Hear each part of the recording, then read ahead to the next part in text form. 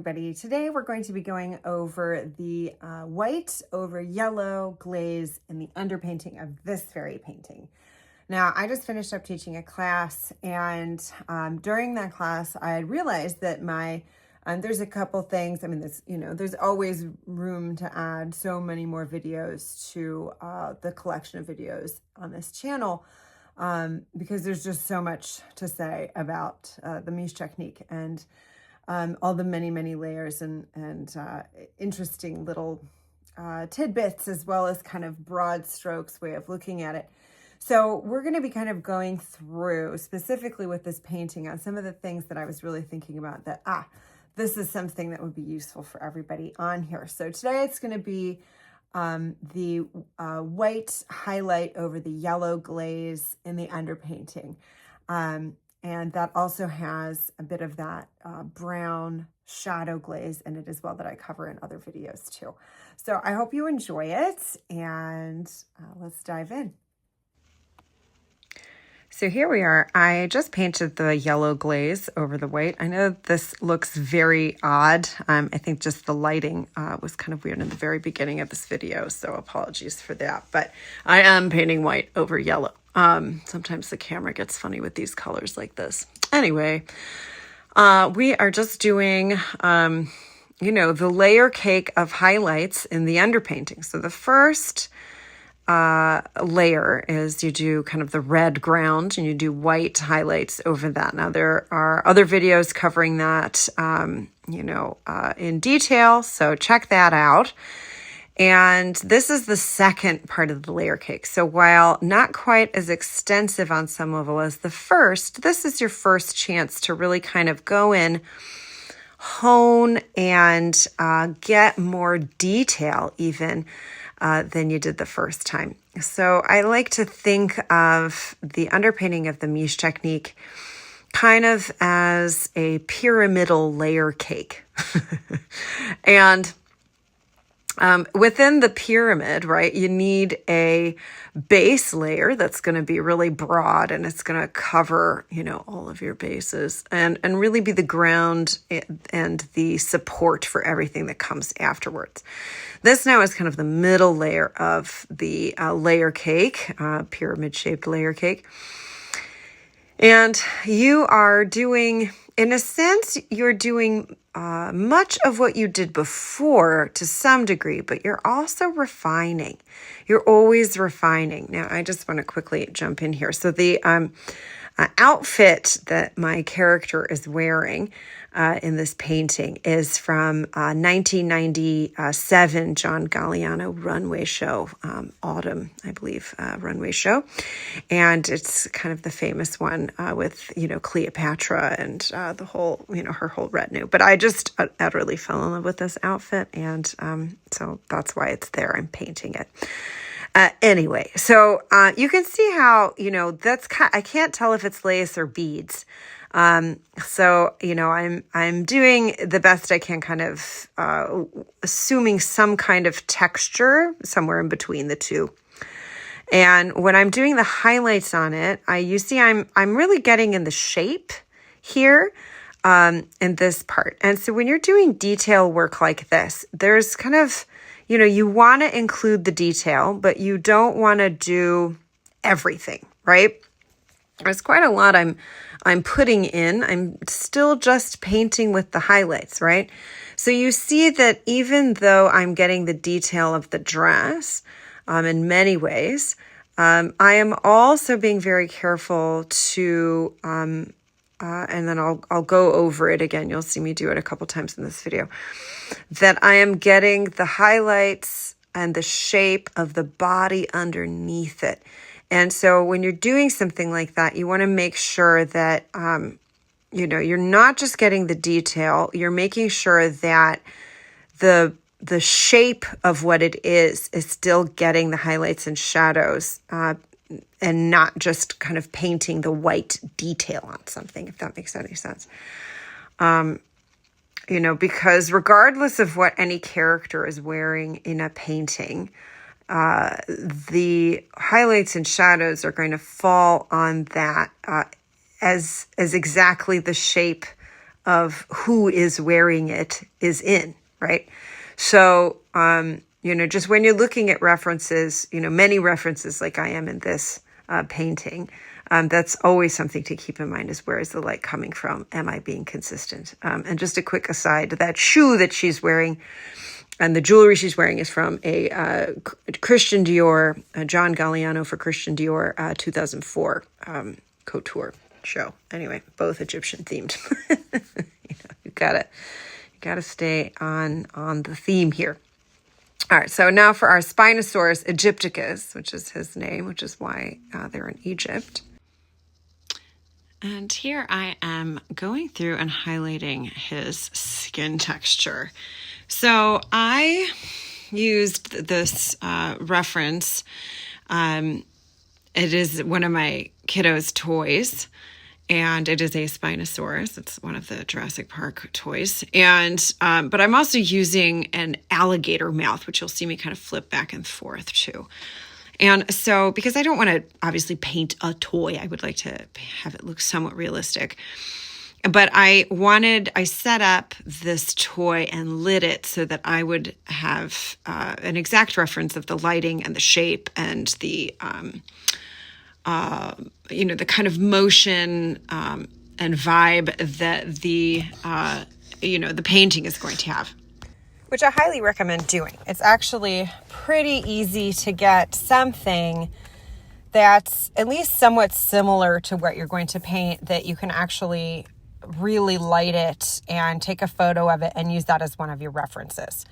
And so whether it is literally, like a toy of the thing that you are painting, or, there's all you can just even use, like Play-Doh or something and kind of like make a really rough version of your piece, light it, and you have that as kind of a lighting reference for what you're working with. Because when you're working like this, when you're working with a composite image, all of which has, different references usually, it's nice to have something that kind of unifies it and ties it together. And when you're, if you've done this a lot and you're used to painting light, you can fudge it a little bit. I would say that it is extremely difficult to fudge it 100% and be accurate about it, because there's always different kinds of light that you don't think of, right, when that is actually happening in real life. So, having something that at least mimics that you can look at, it's just going to up the realism of your painting and the believability of your painting that much more. It's not even necessarily something that like anyone notices consciously, but because your eye and your brain look at the world all the time, unconsciously you're getting all this information that you don't necessarily realize. And so you're hitting that part of your brain that's going to verify the image in front of it as like, oh yes, this is believable, and definitely it's not a conscious process. Anyway, so I am, after the first layer of white on the red, then the yellow glaze comes, then this next white glaze, right? So this is what I'm doing. This is all about honing and refining. And you're not going over what you have done before, per se. Not entirely. You do go over it a bit, but when you're done, if you look, you should see that I am not just covering the white over the white that was there before. I am leaving some of that visible, right? And so you can see that because the white, obviously, white when you put the yellow glaze over it is going to be the brightest yellow of the entire thing, right? And you can see that. So the things that are going to be very white when you put the blue glaze over it are going to be the brightest blues, right? That makes sense, right? And so the things that are the brightest yellow here that I have not covered over with white are the white from the layer before, yeah? And so I always want to be able to see some of that in this layer as I am working. Right. And then because this is the mid layer, I am doing both, I am doing not both, but I am doing a combination of the brightest whites that are going to be, the very bright highlights. But there's quite a bit of secondary highlights and tertiary highlights, right? There's always going to be, and you can see in the photograph that's next to my image that I'm painting, that the inside of the leg there was that really cool blue, right? And so that is not the highlight from the main highlight. That's a secondary highlight. And I am painting that in. And here I am painting in the sail, right? And the light on the sail is not the main highlight. The main highlight is the one on his nose. And frankly, the top of the sail.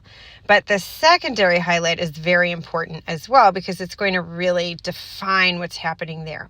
And I am, doing the same thing with the skin here. That I am, illuminating all of that in this step. When I go in with the next layer of white highlight over the blue, I will do much less of this. In fact, I will do just a little bit just to kind of, make sure that luminescence is carrying forward into my color glazes. But I'm not going to do very much of it. And so you can see how there's quite a bit of luminescence on the figures. But you can still see quite a bit of that really bright yellow kind of sticking through too, right? So that means that I haven't done quite as much white as I did before. Some things I have gone and fixed. Some things I have kind of shaped a little bit, just very, very delicately. I mean, texture-wise, right? And so that's what this layer is all about. Okay, now we go into the background. Clouds, moody clouds are really interesting to paint in the Mische technique because you have this ability to do these layers and layers and layers and layers of color. You can get really interesting cloud formations and really kind of, alarmingly luminescent sky treatments as you're working, right? And so when you're in this stage of doing it, what you're looking at is where are, it's kind of a multi-purpose thing here. You're looking at how the sky, the way the highlights and shadows of the sky itself, right? Where is most of the light in the clouds? Where is most of the darkness? What kind of tonality does the cloud actually have? Same with the ground, right? And I'm painting the ground here. What kind of texture does the ground have? You're starting to think in that kind of way. So for the clouds in this, you can kind of see them, right? You can see where there's highlights, you can see where there's shadows. And I'm painting in, where the light is happening rather than, thinking about, I'm not thinking about what color it is at all, obviously, because I'm going to think about that when I start doing the glazes. Right now I'm thinking about how much luminescence does this part of the sky have, right? And so I'm doing kind of a quick treatment of the lightning just to kind of get it in there because it looks cool. You don't need it. I'm going to cover it up. Okay, and so in this, I've done a very specific video on just this section, but we're going to go over it real fast here too, because it's part of it. So you can see how it all flows together from beginning to end. And it's the brown shadow glaze in this stage. Now, I didn't learn it this way. Bridget Marlin did not teach me this. This is something weird I picked up along the way. Just through experimenting over almost 20 years of painting this technique, which is crazy to say. And I have found that at this particular moment in your underpainting, it is the most effective because I have tried it in multiple other places and I have found that this is the best. And I'll tell you why. So in my video, I go into it in much great detail as to why. But I'm adding in a shadow glaze at this stage of your underpainting. does a couple things. It helps, really ground the image. I mean, I like a good dark shadow. I like luminous darkness in my paintings. And I like very multicolored shadows, right? So having a really nice base for a shadow, to me, saves me a lot of time in my color stage. And so do you see what I did there with all of that light that was there before? I now just put a shadow over it, but look what it does, right? It's glowing. It's like a glowing brown. It's really cool. And the other thing that it mainly does for me is that when I paint the blue glaze over this brown is going to turn into this gorgeous purple, this very bizarre gray opalescent purple. And that gray opalescent purple is perfect for color shadows over top of it. And so it's I've just started doing it. It was something that I did sometimes, and now I do it every time. And I've decided I need to start teaching it this way because I think it is to me a superior part of the process. Without it, you can do stuff without it, but honestly, it just adds, in a way, it saves you time later on. And so you're putting in the work now, so you don't have to put in the work later. I think, to me, that is a better way of working. If I can do something now that's going to save me a pain in the butt later, I will do it now, I procrastinate in certain ways, but when it comes to this kind of thing, I'd rather get it out of the way. And so you see how building up a shadow right now, really clarifies this image, and it grounds it in this really interesting way. So you've got all the light that's happening, the beautiful highlights that you've been painting in all of this time, but now you've got this really luscious brown. And for the browns, here we go. You can kind of see what's happening there. And I'm going to paint it blue. And so you've got, that was a Gamblin Radiant Turquoise. It's very blue. I don't know why they call it turquoise. But you see, I'm just kind of, I'm going to smooth that out in a second. So you're like, oh my God, what am I doing? I'm just kind of getting it on there. Any blue mixed with white so that it is this kind of pale, bright blue, you'll be fine. You can use any blue. You don't have to get this particular tube of paint.